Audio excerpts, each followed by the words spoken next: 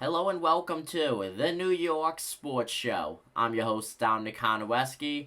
The New York Knicks have a very crucial and very critical three-game homestand starting this Monday.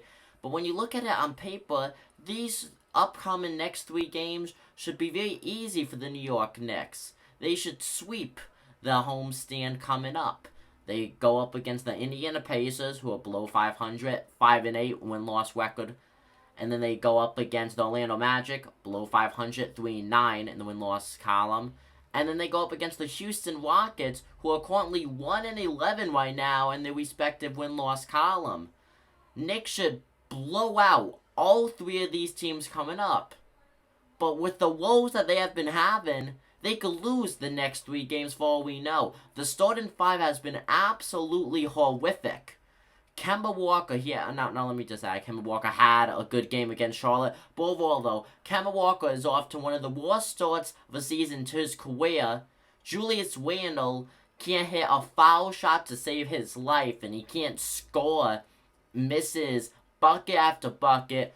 RJ Bear is really up and down. He comes alive near the end of games. But overall, he's been extremely inconsistent. Mitchell Robinson, he's been average. He's done nothing special so far this season. And then Evan Fournier has been inconsistent too. He's dropped 20-plus points this season so far, and then he's gotten below 15 during some games. Very inconsistent for Fournier. Now, yes, this is still very early in the season. There are two new additions to the starting five this year, those being Kemba Walker and Evan Fournier. But past 10 games now, the Knicks are 7-6. Now, are they in a better position than they were last year at this time?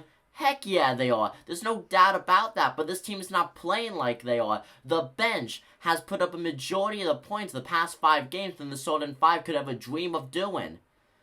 And I also want to add, this upcoming Saturday's game against the Houston Rockets, who, let me just add again, who are 1-11, well, that's going to be the first game of what is a back-to-back game night affair, because then the Knicks are going to get on the bus or plane or whatever, either happy or sad, go over to Chicago, who has a very dominant team who is currently 8-4 right now in the win-loss column, and face the Chicago Bulls. Last time they did, the New York Knicks had a massive lead. They ended up almost blowing it in the fourth quarter, and they only won by a single point, 104-103. Now, so far this season, Knicks versus Pacers, they have one loss. Knicks lost that game 111-98.